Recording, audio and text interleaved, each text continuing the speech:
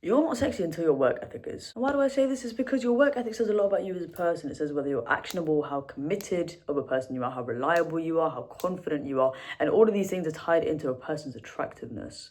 I think all these things are attractive. I think everybody thinks stability is attractive and independence is attractive, and all these things are based on your work ethic. So I'm going to be telling you exactly how you can develop your work ethic and be 10 times sexier.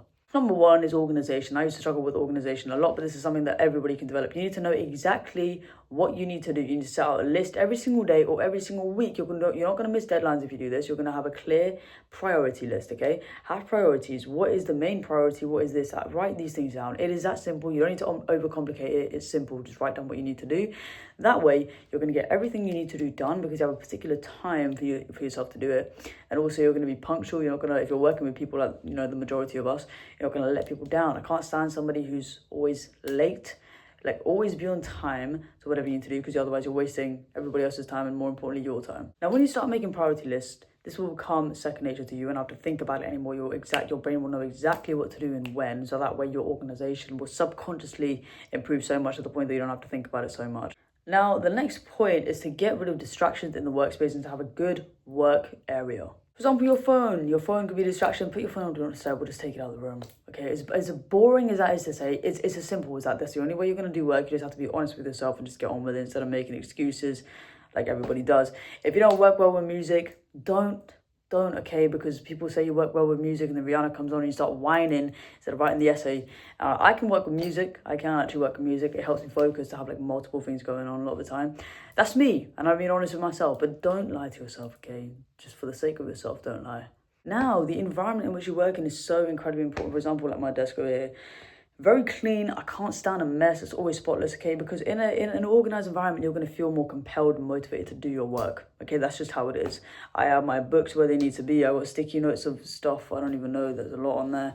Papers. My stuff is in the middle of the desk, exactly where I need it. So it's very accessible, and that way I get stuff done much more quickly and efficiently. The easier you make it for your brain, the more easier it is going to be to complete and actually get on with the task, rather than think about, oh, I need to get this out or this out. That's just simply how the brain works. Now, time management is a thing that a lot of people struggle with, and this is something that you just simply need to practice and get better at. You need to set a time for things, okay, and say, this is how long this should take me.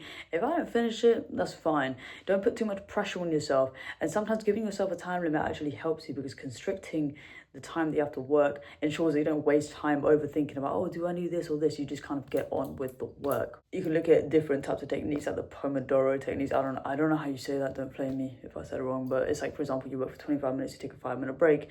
Me, I know how I work. That's what you need to know, how you work. So I know that I can do like an hour and a half to 2 hours of work consistently, and then I start losing that focus.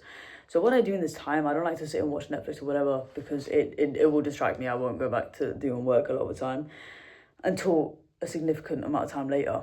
But what I do is I do an hour and a half or 2 hours of work, and then I switch to a different type of work. That's what a lot of people don't realize. You're not actually bored or lazy. Your brain is getting bored and understimulated from the type of work you're doing. So I can continue doing work for hours, but I just have to add a range of different types of work to keep myself engaged.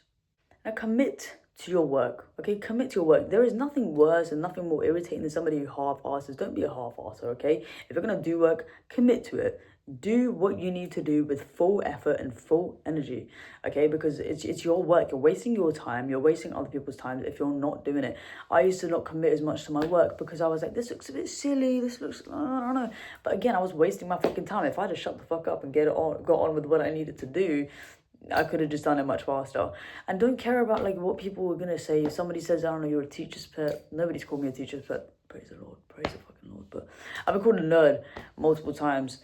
And God forbid somebody is educated in this generation. Honestly, like, absolute nonsense. But touchy subject. Don't worry about that, because nothing is going to help you more than your knowledge and skills in your life. And so don't even think about that. Don't even let that come into the equation for you. Clearly I did. Have a good work attitude. Be a problem solver. Don't be a problem creator. I can't stand that either, and I'm sure nobody else can either.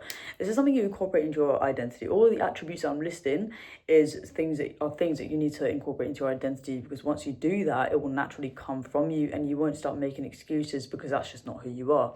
So I always had it in my head, I want to be an opportunist and pick up any sort of opportunity of growth I can take. That's exactly what I am. I solve problems. I can't stand a problem creator. I know that in every single problem, there is a solution. There is something to learn from it. So I see problems as like actually a blessing, because like, thank God I can do something here. I can get better. I can improve my skill. You just have to change the way you see it. And the way that you have to change the way you see it is simply repetition. You simply just need to start looking at it that way and start ignoring the way you used to think. And it's going to be difficult at the beginning, but it gets easier every single time the more you do it. Now, tie this in with your personal development. You need to set your own goals, your own rooms for improvement. I know I'm watching myself very closely. Be critical of your work. Don't be scared to be critical. People are so scared of critiques nowadays, but I'm like, the harsher your feedback is, the more grateful I am, right? That's what I like, because that's the only way that I'm going to grow. That's the only way that I'm going to improve in what I'm doing. And I'm not here to waste my time. I'm here to just get shit done and improve constantly. I don't care about you sugarcoating stuff. Tell me something shit. You need to develop that mindset, because otherwise you're not going to get anywhere that efficiently as you'd like to. Now, tying in with the whole personal development, create work, okay? Don't only do what is asked of you, for example. Like, don't be satisfied with just giving in an assignment or just getting your work done for your body. Like, don't be satisfied with that. You need to create your own work. There's always something you can improve. There's always a skill you can learn by yourself. I make this huge goal and a huge objective in my life to constantly have work to do. If I've submitted everything, I don't care. I've submitted everything, but no, I'm not done. I have so much work to do. I have so much work. Where is it going? Nowhere. It's just my personal skill development. And that's exactly what you need to do, because how else are you going to be above average if you just do what is average? You're not. Now, reframe hard work and stuff that is challenging to be an advantage for you, because it is. Hard work is such a blessing, and like challenges and all these difficult things, because it's the only way you're going to grow. Like what I tell myself all the time and how I think is to be comfortable in the uncomfortable. Like I push myself to do uncomfortable things all the time, because I know that's the only place that I'm going to grow. That's the only place that I'm going to grow. And yes, I do feel uncomfortable sometimes because I've been doing some stupid ass shit. Yes, but I'm so grateful, and I feel this underlying peace under all of it, because I know inside this is for my own. I'm going to grow. And it's like, it's not hard for me to just do it, because in the moment it can be a little bit like, oh, this is a bit weird. But because I've got this whole like identity, I have to do it. And I don't fight too much about it, because I know that whatever's hard, I'm going to do it. That's just who I am. And again, to establish this identity, you simply just need to keep doing it. You need to keep doing it and create evidence for your brain that that is who you are. And that way you will start acting from it without having to think or fight yourself. Now, the last thing I want to say is take initiative. Okay, don't be a pussy. Okay, do not be a pussy. Like, please take initiative on everything. Ask questions. I ask more questions than you could possibly imagine. You must think I'm so annoying. I don't care if people think you're annoying. I don't care whatever the hell they think. Ask questions, okay? Because you look back and ask me in 10 years while I was asking so many questions, okay? You need to ask questions. You need to ask for feedback. I am constantly asking every single detail. Oh, no, but what's the point of this? Oh, no, but like, no, you're not explaining this well enough. Okay, but what can I do here? You need to ask every single question under the sun. Okay, every single question under the sun you possibly can, because the more questions you ask, the more you're going to excel. Okay, I don't care if I seem annoying. I don't care. I really don't. And I promise you, the people you're working with, they're not going to think you're annoying. If they're mature enough, they're not going to think you're annoying.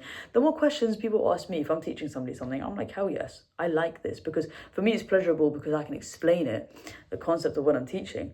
But it's like also like you're interested in the work. You're somebody who's interested and committed. It's not cool. It's not cute to be sitting there like, I'm not doing this. It's a little bit weird. Just shut the fuck up and get on with it, please. Please, you're not going to be saying that in 10 years. Stop saying that now. Just take initiative, speak up, say your ideas, say everything. Again, it comes with practice. It's this confidence that you develop. I do not shut the fuck up in a work environment. I just constantly have to say anything and everything that comes to my mind. You need to collaborate with people. You need to learn from people. People are exactly who you're going to learn from. And the more you take initiative to do stuff, to put yourself out there, to try different things and to work with different people and to do uncomfortable things, the more you're going to grow and just be 10 times better. So that is all I've got today on how you can develop your work ethic, because if your work ethic is sexy, you're going to be sexy. That's just inevitably just how it is, because I said so. Well, I hope you enjoyed, and I'll see you next time.